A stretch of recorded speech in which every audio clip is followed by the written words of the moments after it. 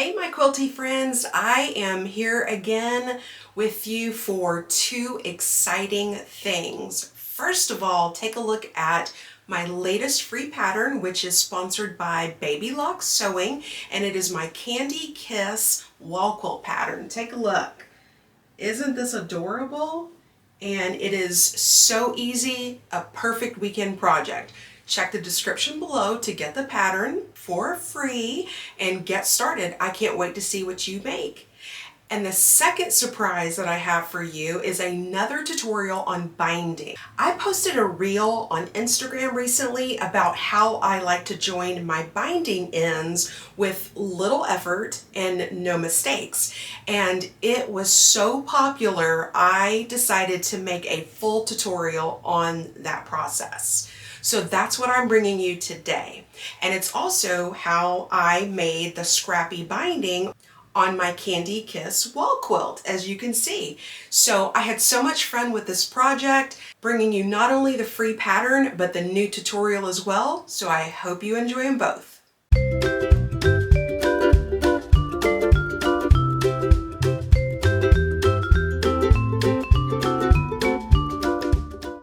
If we haven't met, my name's Ladine and I am with Sugar Stitches Quilt Co. and I love bringing you tutorials and free patterns. Let's get started on today's tutorial about joining your binding ends with a fun, easy trick.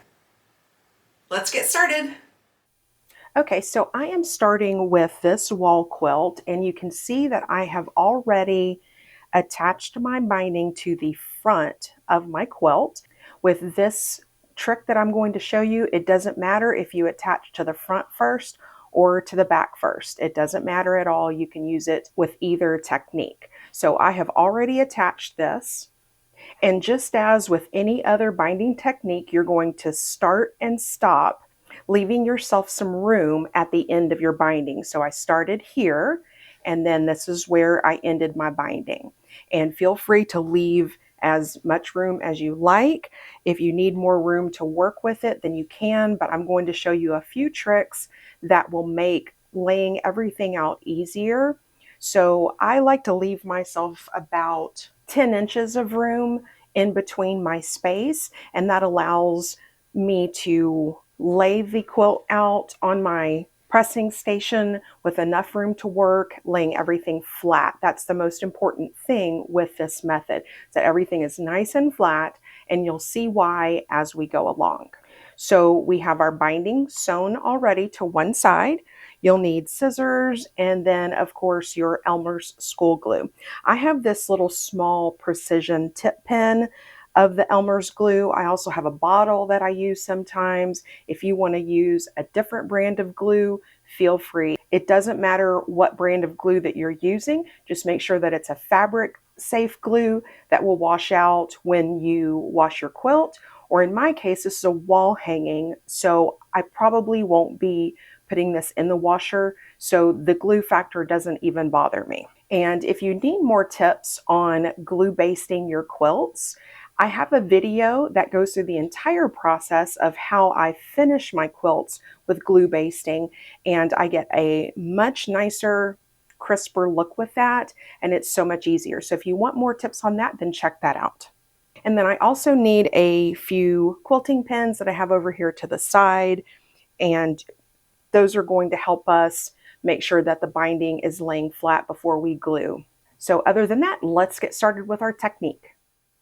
So I did not create this method of joining binding ends, but I love it so much and wanted to share it with everybody because my biggest issue when joining binding ends wasn't necessarily the finding the overlap or any of those issues. I would always get mine confused and turned around. And then when I would sew them, luckily, most times it was before cutting, then I would realize that I had stitched them on the wrong side. Even though I thought about it beforehand, I somehow would always mess it up. So that's what this method is really handy for. And to me, once you get the hang of this, it's so much easier.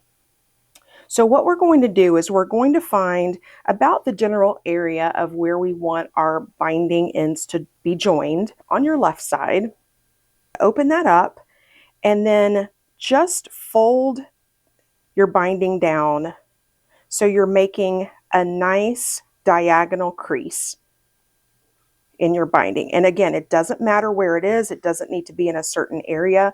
I would suggest if you have some place where you have joined your binding, try to avoid that. Otherwise, it doesn't matter where you're doing this. So again, just open it up and fold it down. And you don't want it to be folded over in this direction, to the side, anything like that. You want to make sure that you are lining everything up and folding it so we're making a nice 90-degree corner there. And then what we'll do when we're satisfied with that is just take our iron and just give it a little crease. The other thing that I love about this process is that if you mess it up, it's so easy to fix, because if we decide we don't like this area here, guess what? We can just open it back up, crease it in a different place, and we haven't done anything that can't easily be fixed. Is fold my binding back down and then give it another little crease.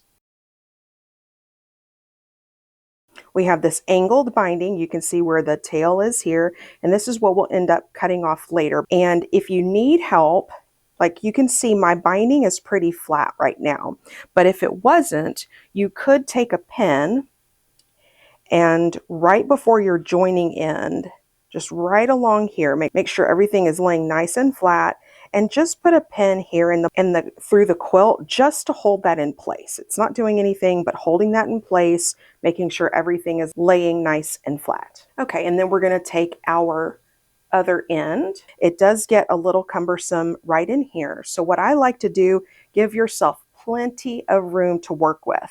I actually go all the way over to about an inch or so away from where I stopped sewing. And this is just a rough cut. So don't worry about how much you're cutting off. We're just giving ourselves some more room because it's much easier to work with this end when it's shorter and not this long piece that's coming over here. So what we're going to be doing is tucking this binding piece in this area. Now there is a binding trick that you can use where you're tucking the end in here and then sewing, and then you have essentially your edge that's not sewn together, but that's not what this is. We are using this technique to help us join the two ends together to sew them completely closed as you would with the traditional method. So what we want to do is just get a good look at how this overlap looks. I'm happy with it overlapping here. This will be the area where we will be sewing our binding ends together. And you can see how much overlap I have here. If you feel more comfortable trimming a little bit more off, then you can do so. Again, I would still leave yourself at least 3 to 4 inches extra in this area past the overlap. So don't cut it too short, but I will cut it just a little bit more to give myself some more working room. So again, we're eyeballing, making sure everything looks nice and flat. You don't have any gaps here on this end. We have no gaps here. If you need to, as you're eyeballing this, if you need to press any of those areas to make sure they're lying nice and flat, this is the time to do it. After you decide that you're happy with that overlap, then I'm going to take that second section out.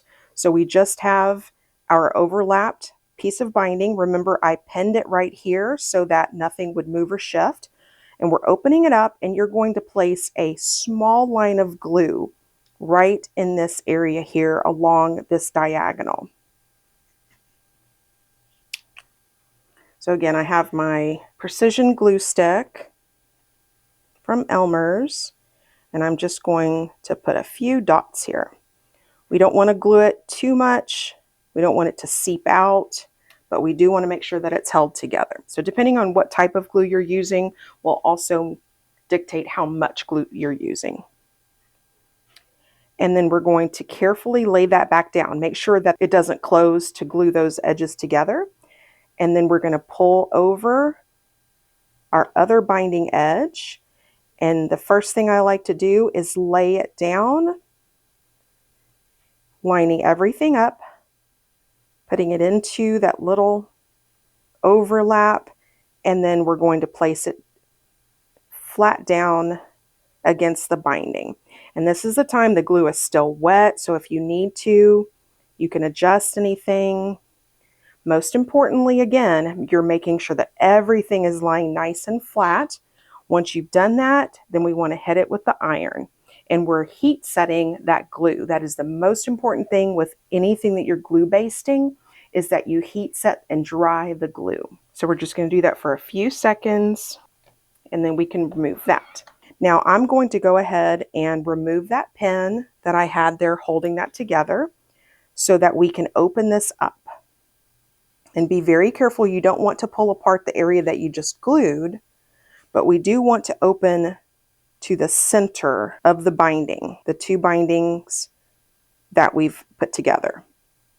Okay, so now we have what should look familiar, and that's the two tails of your binding ends.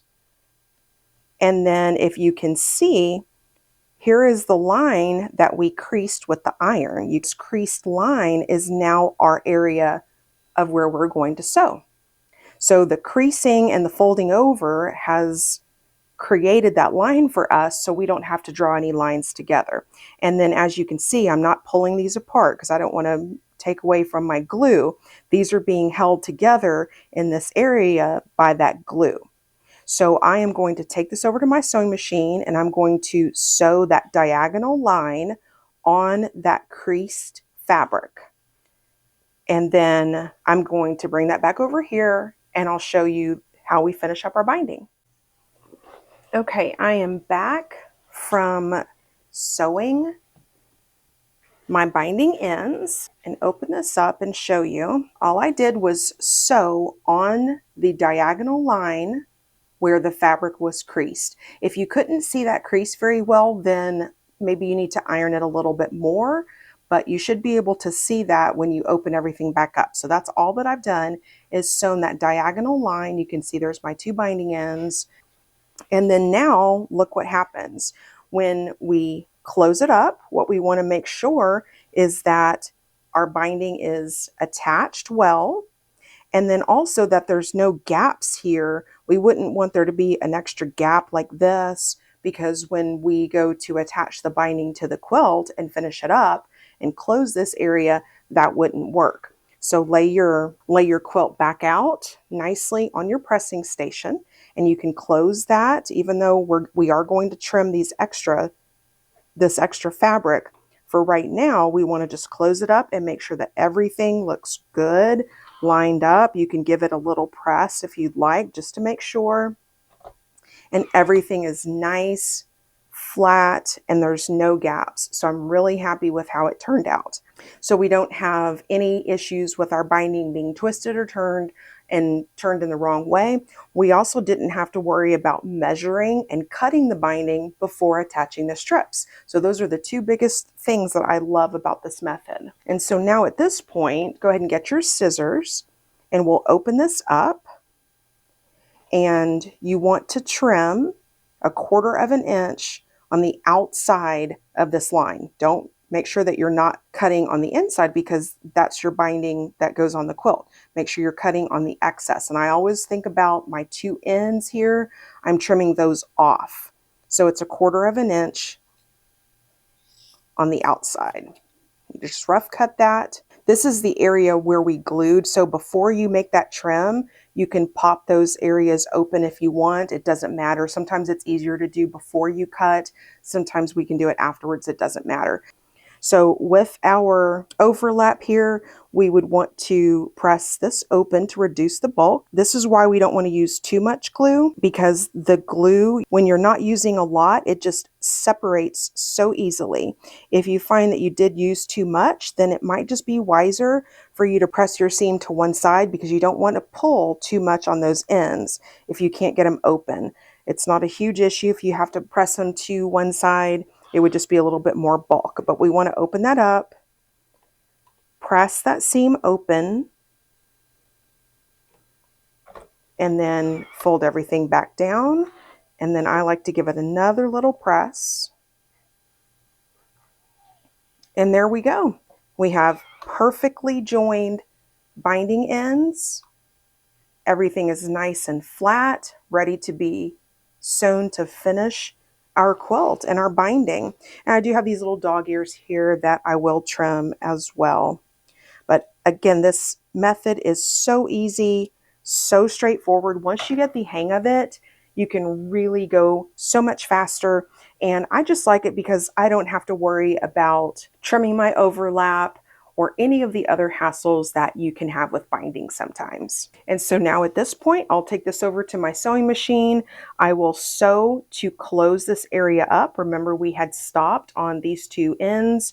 So I'll sew this here to finish attaching my binding to the front of my quilt, and then I'll finish my binding up. And again, if you need any extra help with the binding process, whether it is sewing to the front first or sewing to the back first, I have a whole binding tutorial series that you can find on my channel. I hope some of those have been helpful to you if you've already watched them. If you haven't, I've left the links down in the description below, so check those out if you need additional help. But I'm going to go ahead and finish this beauty up. Don't forget to grab this free pattern sponsored by Baby Lock, which is available on my website, which again, I've left the link down in the description below. I can't wait to see what you make, and good luck on all of your binding projects. I hope this method saves you time and frustration. So bye for now. I'll see you in the next video.